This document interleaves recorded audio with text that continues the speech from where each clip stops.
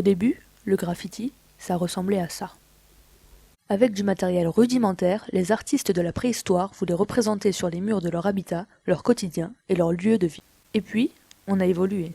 Les thèmes abordés se sont élargis. De simples traces dans le temps, on a voulu faire passer des idées, rassembler des gens, exprimer des points de vue, et même faire de la pub. Ces changements de pratique ne se sont pas faits en un jour, mais les années 1970 marquent un renouveau dans l'univers de l'art urbain. Le mouvement a connu une forte poussée à New York. Les graphes et les tags deviennent de plus en plus sophistiqués et sont plus axés sur le graphisme.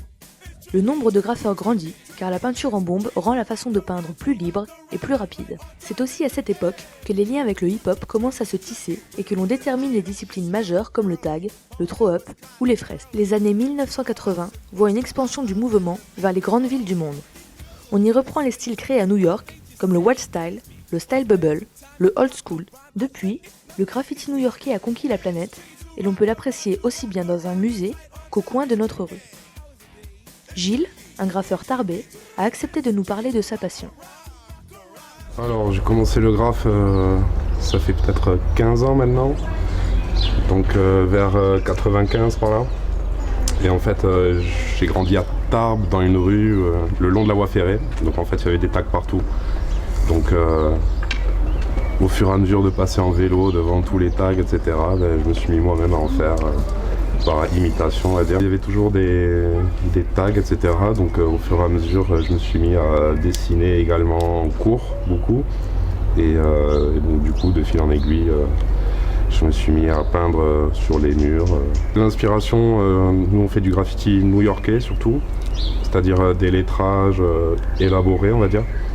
Donc on pratique ce style de graffiti, on regarde ce qui se fait à travers les magazines, internet, etc. Et quand il y a un thème particulier dans l'actualité, des fois on l'intègre dans nos peintures. Donc là par exemple on va faire un thème nucléaire en fait. Et voilà, donc ça dépend de l'actualité.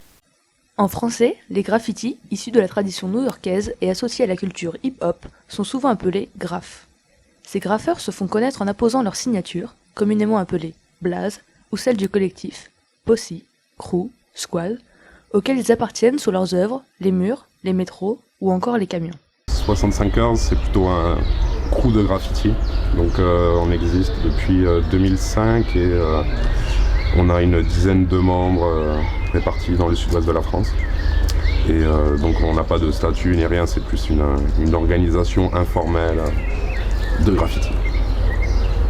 Aujourd'hui nos peintures, on les met sur notre site web par exemple, 65heures-graffiti.com, 65heures-graffiti.com, où on publie régulièrement nos dernières productions au fur et à mesure des travaux. On travaille beaucoup avec d'autres graffeurs, mais surtout dans le sud-ouest en fait, à Tarbes également, mais il y a moins de graffeurs. Donc on a des alliances avec d'autres crews de graffiti un petit peu partout, à Pau, à Toulouse, enfin partout dans le sud-ouest on va dire. Et dès que l'occasion se présente, on fait une petite peinture ensemble. Et le graphe, c'est beaucoup de pratiques personnelles avant d'arriver à faire quelque chose de correct, on va dire. Donc oui, les petits s'inspirent de ce que font les plus âgés. Et pour commencer, c'est nécessaire de regarder ce qui se fait, de prendre la bonne direction, on va dire.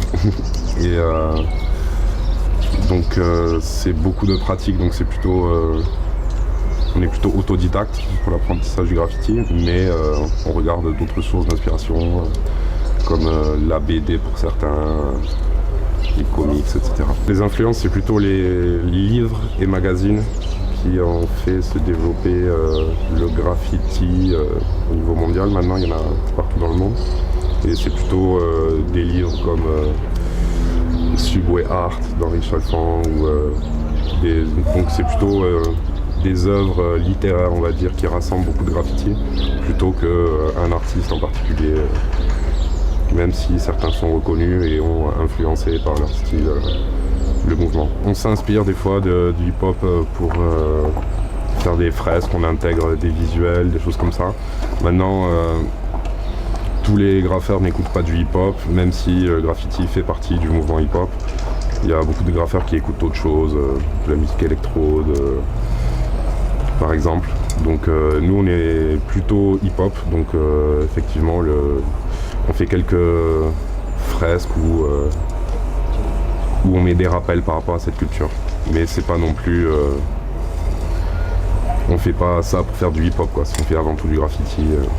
Nous, notre groupe, il est fermé, on recrute pas. Mais en fait, chaque groupe a ses processus de recrutement propres, on va dire. Il n'y a pas vraiment de règles pour ça. Normalement, c'est plus des affinités qui font que tu peins beaucoup avec une personne, donc tu décides de former un groupe avec. Donc nous, on est un groupe fermé. Maintenant, il y a souvent des graffeurs qui ont plusieurs groupes, en fait. Donc nous c'est pas le cas. Il y a peu de filles dans le graffiti, c'est vrai, parce que historiquement le graffiti c'est quelque chose de vandale, où il faut courir. C'est un peu... c'est aller taguer la nuit, etc. C'est un peu être en guerre, je dirais. Donc c'est des méthodes de guérilla, quoi. Donc les filles sont historiquement pas très motivées pour faire ce genre de choses, bien qu'il y en ait quelques-unes. Mais pour ce qui est du graffiti légal, il y a de plus en plus de filles qui s'y mettent effectivement. Donc c'est-à-dire pas beaucoup, hein, mais peut-être il y a une fille sur 20 graffeurs, quelque chose comme ça. I dream of you amid the flowers. For a couple of hours. Such a beautiful day. It's a spy from behind my giant robot's eyes. I keep him happy cause I might fall out if he cries. Scared of heights so I might pass out if he flies. Keep him on autopilot cause I can't drive. Room enough for one, I tell my homies they can't ride. Unless we're sitting on the shoulders, but that's way too high. Let's try not to step on the children. The news cameras filming this walking project building. Now there's hoes selling hoes like right around the toes. And the crackheads beg at about the lower leg. There's crooked police that's stationed at the knees. And they do drive-bys like up and down the thighs. And there's a car chase going on at the waist. Keep a vest on my chest. I'm sitting in my room as I'm looking out the face. Something to write about. I still got some damage from fighting the White House. Just a daydream. I fell asleep amid the flowers. For a couple of hours. On a beautiful day. Daydream. I dream of you amid the flowers. For a couple of hours. Such a beautiful day. Now come on everybody, let's make cocaine cool. We need a few more half-naked women up in the pool. And hold this Mac 10 that's all covered in jewels. And can you please put your titties closer to the 22s? And where's the champagne? We need champagne. Now look as hard as you can with this blunt in your hand. And now hold up your chain, slow motion through the flames. Now cue the smoke machines and the simulated rain. But not too loud cause the baby's sleeping. I wonder if it knows what the world is keeping. Up both sleeves while he lay there dreaming. Me and my robot tiptoe round creeping. I had to turn my back on what got you paid. I couldn't see, had the hood on me like Abu Ghraib. But I like to thank the streets that drove me crazy. And all the televisions out there that breaks me. I was daydream.